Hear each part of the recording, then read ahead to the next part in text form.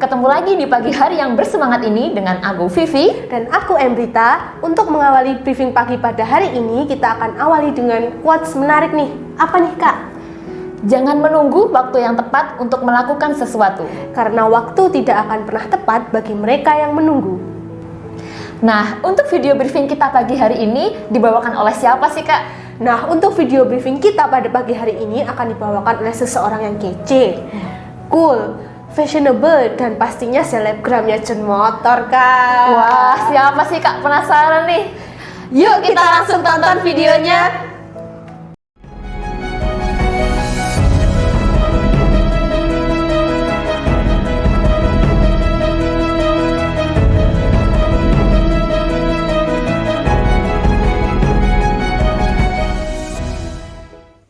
Selamat pagi semuanya, salam 1VAS. Apa kabar semuanya? Saya harap semuanya baik-baik saja. Hari Senin, hari yang bahagia, jumpa lagi dengan saya. Di bulan ini, kita banyak sekali membahas mengenai waktu. Nah, pada briefing kali ini, saya juga akan membahas mengenai waktu.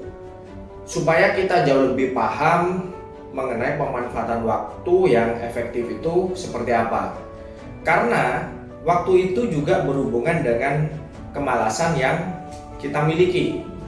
Sering banget gak sih saat kita melakukan sesuatu pekerjaan yang kita punya, goal pekerjaan yang harus kita selesaikan rasanya berat banget pas kita mau melakukannya. Bisa jadi nih ya, kita sudah janji pada diri sendiri untuk kita melakukannya, tapi setelah kita pikir-pikir rasanya mending dilakukan besok saja. Dan sayangnya pas besoknya kita bilang sudah lusa saja deh. Dan pas lusanya kita bilang lagi awal bulan saja deh supaya enak, waktunya jauh lebih luang. Sampai pada akhirnya pekerjaan itu tidak kita lakukan sama sekali. Nah, pastinya rekan-rekan semua banyak banget yang punya masalah seperti ini. Bahkan saya sendiri masih mengalaminya sampai sekarang. Gak jarang kita semua sering kali menunda pekerjaan kita yang sebenarnya itu penting untuk hidup kita dan pekerjaan kita. Atau biasanya juga kita semua suka mengerjakan sesuatu pekerjaan di akhir tenggang waktu yang sudah dikasih atau deadline yang sudah diberikan. Jadinya ketunda-tunda terus tanpa kita melakukan sesuatu. Entah itu nunda masalah pekerjaan, nunda ketika kita pengen berolahraga, janjian sama konsumen, dan sebagainya. Padahal ini sebenarnya perilaku tersebut bisa dibilang gak baik kalau keterusan. Dan pada akhirnya kemungkinan hasil kerja kita tidak bisa maksimal, hasilnya zonk. Nah, kira-kira apa penyebab hal tersebut? Penyebabnya sih beragam, tapi yang utama pastinya rasa malas. Nah, gimana caranya untuk kita bisa mengatasi rasa malas tersebut? Supaya kita bisa mengatur waktu yang efisien dan tidak menunda-nunda lagi pekerjaan yang kita punya. Nah, ngomong-ngomong, untuk menghilangkan rasa malas, saya pernah mendengar ada satu prinsip yang bisa kita pakai untuk mengurangi rasa malas. Kita perlu belajar dari negara yang anti banget sama yang namanya rasa malas. Coba tebak, ayo, negara apa? Yes, negara Jepang. Seperti yang kita tahu, Jepang itu terkenal dengan etos kerjanya yang baik dan orangnya yang disiplin. Tapi pertanyaannya, kok bisa ya sebuah negara bisa mempunyai etos kerja yang begitu? Nah, ternyata dari kecil mereka sudah dilatih untuk mempunyai prinsip tertentu. Dilatih ngapain? Mereka dilatih untuk mengulang berbagai macam rutinitas kecil yang positif setiap harinya. Dan rutinitas ini akhirnya jadi membudaya dan mereka pakai terus sampai dewasa. Jadinya pas sudah dewasa, orang-orang Jepang itu mempunyai atau memiliki pribadi yang disiplin dan gak malas-malasan. Konsep tentang rutinitas ini diberi nama tertentu. Apa namanya? Namanya yaitu teknik Kaizen. Ada yang pernah dengar tidak teknik Kaizen? Teknik Kaizen ini terdiri dari dua suku kata, yaitu Kai yang artinya berubah dan Zen yang artinya kebijaksanaan. Dua kata ini menciptakan suatu makna yang artinya adalah perubahan dalam hidup itu bisa dicapai secara perlahan dan dengan penuh kebijaksanaan. Prinsip Kaizen ini juga dikenal dengan prinsip 1 menit. Kenapa? Karena prinsip ini itu untuk melatih seseorang hanya dengan waktu 1 menit setiap harinya di waktu yang sama. Misalkan nih, saat kita mau berlatih berolahraga, contoh misalkan kita angkat beban. Coba saja dulu dalam waktu 1 menit sehari. Nah, kamu lakukan ini tiap hari dalam waktu yang sama.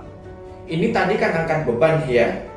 Sama juga jika kalian mau melakukan apapun hal positif itu setiap hari.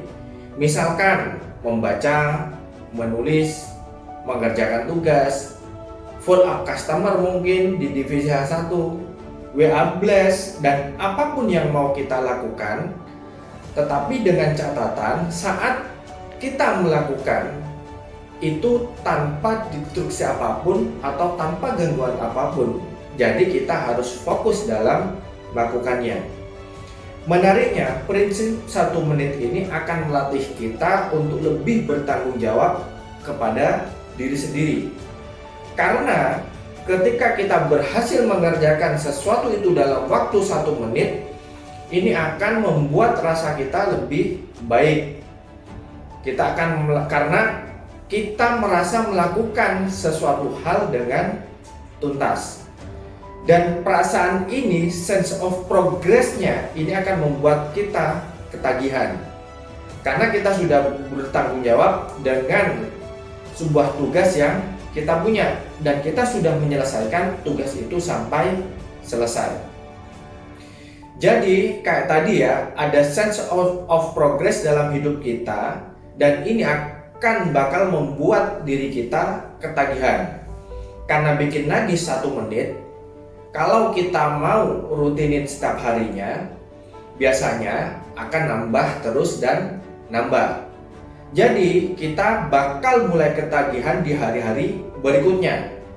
Bahkan ketika kita tidak melakukan hal tersebut, dirasa ada sesuatu yang kurang. Mungkin hari pertama cukup 1 menit untuk kita melakukan hal yang positif tadi di awal yang sudah saya sebutin. Tapi di hari-hari selanjutnya mungkin 1 menit tadi menjadi 5 menit, menjadi 20 menit, dan seterusnya, bahkan bisa berjam-jam. Jadi kuncinya kita harus konsisten dalam melakukannya setiap hari supaya menjadi kebiasaan. Sekilas kayaknya prinsip ini sangat simpel banget dan terlihat meragukan. Bahkan ya bisa dibilang tidak efektif. Masa sih cuma 1 menit bisa merubah sesuatu, bisa merubah kebiasaan kita. Tapi gini, kalau usaha yang kita lakukan terlalu keras dan gak rutin, ini memungkinkan akan menghabiskan waktu tenaga kita dan bahkan membuat kita jauh lebih capek dan akan membuat kita jauh lebih malas. Lama kelamaan ya udah kita tidak akan rutin dalam melakukan sesuatu. Jadi prinsip ini dengan definisi perubahan dalam hidup itu sebenarnya bisa dilakukan secara perlahan dan penuh kebijaksanaan. Jadi lebih baik kita melakukan sebuah proses itu dengan baik, dengan rutin, daripada kita langsung seabrek-abrek mengerjakannya. Dan menariknya, kalau kita rutin dalam mempelajarinya dan mengulang selalu setiap harinya, maka kita akan jauh lebih menguasainya dan tentunya akan menjadi lebih master dalam melakukannya. Ketika kita melakukan sesuatu hal secara gak sadar, akan menjadi sebuah habit buat diri kita, bahkan masuk ke long term memory kita, dan bahkan itu akan jauh menjadi lebih baik dan lebih baik lagi.